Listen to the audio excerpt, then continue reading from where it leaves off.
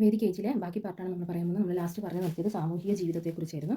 സാമൂഹിക ജീവിതം എങ്ങനെയായിരുന്നു? ഇവരെല്ലാം അറിയപ്പെട്ടിരുന്നത് ഗോത്രവർഗ്ഗ സമൂഹമായിട്ടായിരുന്നു. സാമൂഹിക ബന്ധങ്ങൾ രക്തബന്ധത്തെ അടിസ്ഥാനമാക്കിയിട്ടുള്ളതായിരുന്നു. ജാതിയുടെ അടിസ്ഥാനത്തിലുള്ള സമൂഹ വിഭജനം അന്നും ഉണ്ടായിരുന്നില്ല.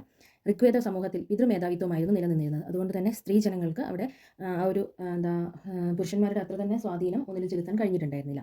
കുടുംബത്തിലെ സ്വത്ത് കൈവശം വെച്ചിരുന്നതും കുടുംബത്തിലെ ഏറ്റവും മുതിർന്ന പുരുഷനായിരുന്നു. ഇനി സ്ത്രീകളുടെ പദവി എങ്ങനെയാണ് വേദിക് ഏജിൻ്റെ നോക്കാം. പുരുഷ മേധാവിത്വ സമൂഹമായിരുന്നുവെങ്കിലും സ്ത്രീകൾക്കും സമൂഹത്തിൽ വലിയ സ്ഥാനമുണ്ടായിരുന്നു. സ്ത്രീകൾക്ക് വിദ്യാഭ്യാസം ലഭിച്ചിരുന്നില്ല. സ്ഥാനമുണ്ടെന്ന് പറഞ്ഞാലും വിദ്യാഭ്യാസം ലഭിച്ചിട്ടുണ്ടായിരുന്നില്ല. സ്ത്രീകൾക്ക് അവരുടെ ഭർത്താക്കന്മാരെ തിരഞ്ഞെടുക്കുവാനുള്ള സ്വാതന്ത്ര്യം ലഭിച്ചിരുന്നു. യാഗകർമ്മങ്ങളിൽ പങ്കെടുക്കുവാൻ അവസരം നൽകി. വിധവാ വിവാഹം അനുവദിച്ചിരുന്നു. ശൈശവ വിവാഹം ഉണ്ടായിരുന്നില്ല. ഭരണസമിതികളിൽ അംഗത്വം സ്ത്രീകൾക്കും നൽകിയിട്ടുണ്ടായിരുന്നു. അപ്പം സ്ത്രീകൾക്ക് വലിയ ഈക്വൽ പൊസിഷൻ എന്ന് പറഞ്ഞുകൂടെ എങ്കിലും ഏകദേശം 80% അവർക്കും ആ ഒരു എല്ലാ കാര്യങ്ങളിലും ഒരു തുല്യൊരു മേധാവിത്വം കിട്ടിയിട്ടുണ്ടായിരുന്നു. എങ്കിലും പുരുഷാധിപത്യമായിരുന്നു നിലനിന്നിരുന്നത്. ഇനി അതായത് നമ്മുടെ ഭരണകൂടം എങ്ങനെയായിരുന്നു നോക്കാം നമുക്ക്. അവിടുത്തെ രാഷ്ട്രം അല്ലെങ്കിൽ ആ രാഷ്ട്രീയ പ്രവർത്തനങ്ങൾ എങ്ങനെയാണ് മുന്നോട്ട് പോയത് നോക്കാം. അവിടെ പ്രധാനമായിട്ടും ഗോത്രഭരണ സംവിധാനമായിരുന്നു നിലനിന്നിട്ടുണ്ടായിരുന്നത്. ഗോത്ര തലവനെ രാജൻ എന്നാണ് വിളിച്ചിരുന്നത്. അദ്ദേഹം ഒരു സൈനിക നേതാവായിരിക്കും. പ്രദേശങ്ങൾക്ക് വേണ്ടിയല്ല, കന്നുകാലികൾക്ക് വേണ്ടിയാണ് ഗോത്രത്തലവൻ യുദ്ധങ്ങൾ നടത്തിയത്. രാജന്റെ അധികാരം അത്ര വിപുലമായിരുന്നില്ല അക്കാലത്ത്. നികുതി പിരിവ് നടന്നതായി ഋഗ്വേദത്തിൽ ഒരു തെളിവുമില്ല. എന്നാൽ ഗോത്രമുഖ്യേന ജനങ്ങൾ സ്വമേധയാ ബലി എന്ന പേരിൽ ദാനങ്ങൾ നൽകിയിരുന്നു. ബലി എന്ന പേരിലാണ് ദാനങ്ങൾ ഗോത്രത്തലവനെ നൽകിയിട്ടുണ്ടായിരുന്നത്. വിപുലമായ ഭരണ സംവിധാനം ഉണ്ടായിരുന്നില്ല. ദൈനംദിന ഭരണത്തിൽ രാജനെ സഹായിക്കാൻ ചില പരികർമ്മികൾ ഉണ്ടായിരുന്നു. ഇതിൽ പ്രധാനി പുരോഹിതനായിരുന്നു. അക്കാലത്ത് നിലനിന്നിരുന്ന ചില ജനകീയ സമിതികളെക്കുറിച്ച് ഋഗ്വേദത്തിൽ പറയുന്നുണ്ട്. അവയാണ് വിധാത, അതേപോലെ തന്നെ സഭ, സമിതി, ഗണ എന്നെല്ലാം. ഇതെല്ലാം എന്താണ്? ഒരു പോപ്പുലർ അസംബ്ലി എന്നിവയൊക്കെ ആയിരുന്നു ഈ ഒരു ഭരണ സംവിധാനത്തിൽ നിലനിന്ന് പോന്നിരുന്നത്. ഇനി അവരുടെ റിലീജിയസ് ലൈഫ് എങ്ങനെയാണെന്ന് നോക്കാം. പ്രകൃതി ശക്തികളെയാണ് അവർ കൂടുതൽ ആരാധിച്ചിരുന്നത്. ഏതൊക്കെയാണ് അപ്പോൾ പ്രകൃതി ശക്തികൾ എന്ന? കാറ്റ്, വെള്ളം, മഴ, ഇടി, തീ എന്നിവയെല്ലാം. ഋഗ്വേദ കാലത്തെ ദൈവങ്ങൾ മുഖ്യമായും പുരുഷ രൂപത്തിലുള്ളതായിരുന്നു. പ്രധാന ദൈവം ഇന്ദ്രനായിരുന്നു. കാരണം മഴയുടെയും ഇടിയുടെയും ദൈവമായിട്ടുള്ള ഇന്ദ്രദേവനായിരുന്നു അവരുടെ പ്രധാനപ്പെട്ട ദൈവം. രണ്ടാമത്തെ പ്രധാന ദൈവം അഗ്നിയായിരുന്നു. വരുണദേവനാണ് മൂന്നാമത്തെ ദൈവം. കൂടാതെ യമൻ, സൂര്യൻ, രുദ്രൻ തുടങ്ങിയവയാണ് മറ്റ് പ്രധാന ദൈവങ്ങൾ. ഇനി അവരുടെ ആചാര അനുഷ്ഠാനങ്ങളിൽ അധിഷ്ഠിതമായിരുന്നില്ല. ക്ഷേത്രങ്ങളും വിഗ്രഹങ്ങളും അവർക്ക് ഉണ്ടായിരുന്നില്ല. ഇതേപോലെ തന്നെ ഇനി നമുക്ക് നോക്കാനുള്ള വേദ സാഹിത്യങ്ങളെ കുറിച്ചിട്ടാണ്. വേദ സാഹിത്യങ്ങളെ പ്രധാനമായിട്ട് മൂന്നായിട്ടാണ് അവർ തിരിച്ചിരുന്നത്. ഒന്നാമത് പറയുന്നത് വേദസംഹിതികൾ, രണ്ടാമത് ബ്രഹ്മണങ്ങൾ, ആരണ്യകങ്ങൾ, ഉപനിഷത്തുകൾ, മൂന്നാമത് വരുന്നതാണ് കൽപ്പസൂത്രങ്ങൾ. അപ്പോൾ വേദസംഹിതികളിൽ വരുന്നതാണ് 4 വേദങ്ങൾ. ഏതൊക്കെയാണ്? ഋഗ്വേദം, യജുർവേദം, സാമവേദം ആൻഡ് അഥർവവേദം. ഈ വേദങ്ങളെക്കുറിച്ച് നമ്മൾ നേരത്തെ പറഞ്ഞിട്ടുണ്ടെന്ന് തോന്നുന്നു. അപ്പോൾ വേദങ്ങളെക്കുറിച്ച് നമ്മൾ നേരത്തെ ആദ്യം തുടക്കത്തിൽ തന്നെ ഒരു ക്ലാസ് പറഞ്ഞിട്ടുണ്ടായിരുന്നു, ഫസ്റ്റ് പാർട്ടിൽ. ഇപ്പോൾ നമ്മൾ നോക്കുന്നത് രണ്ടാമത് പറയുന്ന ബ്രഹ്മണങ്ങൾ, ആരണ്യകങ്ങൾ, ഉപനിഷത്തുകളെ കുറിച്ചിട്ടാണ്. യജ്ഞങ്ങളുടെ ക്രിയാഭാഗം വിവരിക്കുന്ന ഒന്നാണ് ബ്രാഹ്മണങ്ങൾ. ബ്രഹ്മണങ്ങൾ എന്ന് പറഞ്ഞാൽ യജ്ഞങ്ങളുടെ ഭാഗങ്ങൾ പറയുന്ന കാര്യങ്ങളാണ്. അത് വേദങ്ങളുടെ വ്യാഖ്യാനമാണ്. ഗദ്യരൂപത്തിലാണ് ഇവ രചിക്കപ്പെട്ടിട്ടുള്ളത്. ഓരോ വേദത്തിനും അതിൻ്റേതായ ബ്രഹ്മണങ്ങളുണ്ട്. ബ്രഹ്മണങ്ങളുടെ അവസാന ഭാഗമാണ് ആരണ്യകങ്ങൾ എന്നറിയപ്പെടുന്നത്. ആരണ്യകത്തിലെ തത്വചിന്തകളുടെ സാരാംശമാണ് ഉപനിഷത്ത്. ഇത് വേദസാഹിത്യത്തിൻ്റെ അവസാന ഭാഗമായതിനാൽ ഇതിനെ വേദാന്തം എന്ന് പറയുന്നുണ്ട്. അങ്ങനെ 108ഓളം ഉപനിഷത്തുകളും ഇതിലുണ്ട്. ഇനി നമ്മൾ നോക്കുന്നത് ലാസ്റ്റ് ഭാഗമായിട്ടുള്ള ശ്രുതിനെ കുറിച്ചിട്ടാണ്. ശ്രുതി സംഹിതകളെയും ബ്രഹ്മണങ്ങളെയും ഒന്നിച്ച് ശ്രുതി എന്ന് പറയുന്നുണ്ട്. പിന്നെ വരുന്നതാണ് മൂന്നാമത്തെ ഭാഗമാണ് കൽപ്പസൂത്രങ്ങൾ. കൽപ്പസൂത്രങ്ങൾ എന്ന് പറഞ്ഞാൽ എന്താ? വേദസാഹിത്യത്തിന്റെ മൂന്നാമത്തെ ഭാഗമാണ് കൽപ്പസൂത്രങ്ങൾ. യജ്ഞക്രിയകൾ യഥാവിധി ചെയ്യുവാനുള്ള നിർദ്ദേശങ്ങളാണ് ഇതിലുണ്ടാവുക. കൽപ്പസൂത്രങ്ങളെയും നമ്മൾ എത്രയായി തിരിച്ചിട്ടുണ്ട്? 4 തിരിച്ചിട്ടുണ്ട്. അപ്പോൾ 4 വേദങ്ങളും 4 കൽപ്പസൂത്രങ്ങളും ഉണ്ട്. അപ്പോൾ 4 കൽപ്പസൂത്രങ്ങൾ ഏതൊക്കെയാണെന്ന് നോക്കാം. സൗത്യസൂത്രം, ഗ്രഹ്യസൂത്രം, ധർമ്മശാസ്ത്രം, സുൽവസൂത്രം. ഓക്കെ, ഇനി ഇതിനെക്കുറിച്ചിട്ട് നമുക്ക് കുറച്ചുകൂടി ഡീറ്റെയിൽ ആയിട്ട് നോക്കാം കേട്ടോ അടുത്ത ക്ലാസ്സിൽ, ഇതിൻ്റെ ബാക്കിയായിട്ട് വരുന്നതിൽ. ഓക്കെ, അപ്പോൾ ഇനി അടുത്ത് നമ്മൾ പറയാൻ പോകുന്നത് ലേറ്റർ വേദിക് ഏജ് എന്ന് നമ്മൾ പറഞ്ഞാൽ ആ ലേറ്റർ വേദിക് ഏജിൻ്റെ എങ്ങനെയൊക്കെയാണ് അവരുടെ അതായത് സാമ്പത്തിക ജീവിതം എങ്ങനെയായിരുന്നു അവർ മുന്നോട്ട് കൊണ്ടുപോയതെന്നും അവരുടെ സാമൂഹിക ജീവിതം എങ്ങനെയാണെന്നും അവരുടെ രാഷ്ട്രീയ സംവിധാനങ്ങൾ എങ്ങനെയാണ് മുന്നോട്ട് പോയതെന്നും അവരുടെ റിലീജിയസ് ലൈഫ് എങ്ങനെയാണെന്നൊക്കെയാണ് ഇനി നമ്മൾ പറയാൻ പോകുന്നത്. ഓക്കെ, BC 1000 മുതൽ 600 BC വരെയാണ് ഉത്തര വൈദിക കാലം എന്നറിയപ്പെടുന്നത്. അതായത് വേദിക് കാലങ്ങളിൽ അറിയപ്പെടുന്ന ലേറ്റർ വേദിക് ഏജ് എന്ന് പറയുന്നത് BC 1000 മുതൽ 600 വരെയാണ്. ഇക്കാലത്ത് സമൂഹത്തിൽ അല്ലെങ്കിൽ രാഷ്ട്രീയ, സാമൂഹിക, സാമ്പത്തിക, മതപരമായ മേഖലകളിൽ വമ്പിച്ച മാറ്റങ്ങളാണ് ഉണ്ടായത്. ആര്യന്മാരുടെ വ്യാപനം നടക്കുന്നതും ഈ കാലത്താണ്. ഈ കാലഘട്ടത്തിൽ ഗോത്ര സമൂഹം സിന്ധു നദിയുടെ തീരത്ത് നിന്ന് ഗംഗാ യമുന തടങ്ങളിലേക്കാണ് അവർ പോയിരുന്നത്.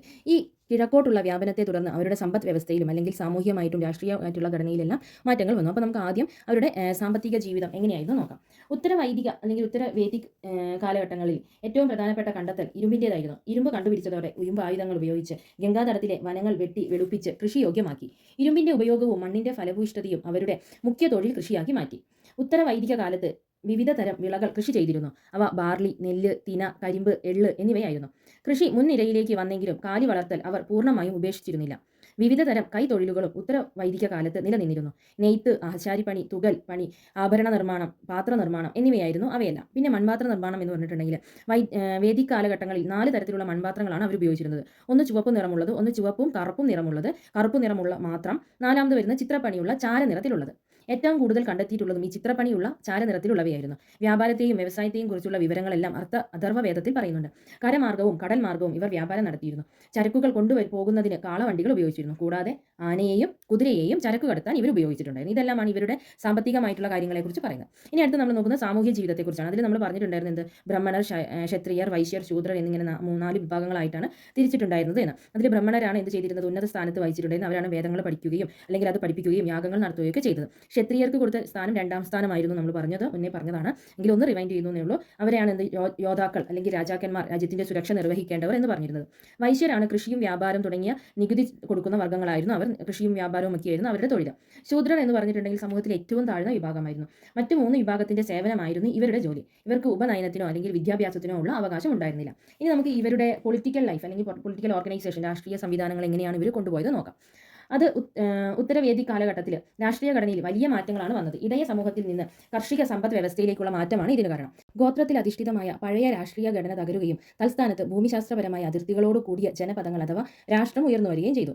അങ്ങനെ ജനം അല്ലെങ്കിൽ ഗോത്രം എന്നും ജനപദ അല്ലെങ്കിൽ രാഷ്ട്രം എന്ന പേരിൽ അവിടെ ഒരു മാറ്റങ്ങൾ കൊണ്ടുവരാൻ കഴിഞ്ഞു. രാഷ്ട്രങ്ങൾ നിലവിൽ വന്നതോടെ രാജാക്കന്മാരുടെ പദവിയിലും പ്രവർത്തനത്തിലും മാറ്റം വന്നു തുടങ്ങി. അപ്പോൾ ഒരു രാജ്യത്തിൽ ചെറിയ ചെറിയ മാറ്റങ്ങൾ വരുന്നതിനനുസരിച്ച് ബാക്കിയുള്ള എല്ലാ കാര്യങ്ങളിലും ഏറ്റവും ചെറിയ കാര്യങ്ങളിൽ വരെ മാറ്റങ്ങൾ വരും അല്ലേ. അപ്പോൾ ഇവിടെ രാഷ്ട്രത്തിന്റെ ഘടനയിൽ മാറ്റം വന്നപ്പോൾ തന്നെ എന്താ ഏറ്റവും വലിയ കാര്യമായിട്ടുള്ള രാജാക്കന്മാരുടെ കാര്യങ്ങളിൽ മാറ്റം വന്നു. രാജാവ് പ്രദേശത്തിന്റെ സംരക്ഷകനായി മാറി. അദ്ദേഹം കന്നുകാലികളെ സംരക്ഷിക്കുന്നവൻ എന്ന നിലയിൽ നിന്നും കാർഷിക ഭൂമിയുടെ അധിപനായി ഉയർന്നു. കാർഷിക ഭൂമിയുടെ സംരക്ഷണത്തിന് വൈശ്യർ രാജാവിന് നികുതി കൊടുക്കണമായിരുന്നു. ഋഗ്വേദ കാലത്ത് കൊടുത്തിരുന്ന ബലി വേദിക്കാലത്ത് നിർബന്ധമായും കൊടുക്കേണ്ട നികുതിയായി മാറി. ഈ നികുതി വ്യവസ്ഥ രാജാവിന്റെ ശക്തി വർദ്ധിപ്പിച്ചു. കന്നുകാലികളും ധാന്യങ്ങളുമായിരുന്നു നികുതിയായി കൊടുത്തിരുന്നത്.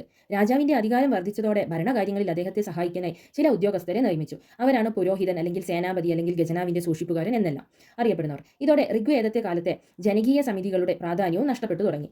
രാജാവിന്റെ അധികാരം വർദ്ധിക്കുന്നതിൽ ആചാരാനുഷ്ഠാനങ്ങളും വലിയ പങ്കുവഹിച്ചു. രാജാക്കന്മാർ രാജസൂയം, അശ്വമേധം, വാജ്പേയം തുടങ്ങിയ യാഗങ്ങൾ സാർവത്രികമായി നടത്തി. ഏതൊക്കെയാണെന്നുള്ളത് നോക്കി വെക്കണം. വാജ്പേയം, രാജസൂയം, അശ്വമേധം എന്നീ യാഗങ്ങളെല്ലാം അവർ നടത്താൻ തുടങ്ങി. അപ്പോൾ രാജസൂയം എന്ന് പറഞ്ഞിട്ടുണ്ടെങ്കിൽ എന്താണ്? രാജാവിന് പരമാധികാരമേക്കാൻ നടത്തിയ യാഗമാണ്. അശ്വമേധം എന്ന് പറഞ്ഞാൽ ഏറ്റവും പ്രശസ്തമായിട്ടുള്ള യാഗമാണ് അശ്വമേധ യാഗം. ഓക്കെ, ഇതൊക്കെയാണ് രാഷ്ട്രീയ ഘടനയിൽ മാറ്റം വന്നിട്ടുള്ളത്. ഇനി നമ്മൾ പറയുന്നത് റിലീജിയസ് ലൈഫിൽ എന്തൊക്കെയാണ് മാറ്റങ്ങൾ വന്നതെന്നാണ്.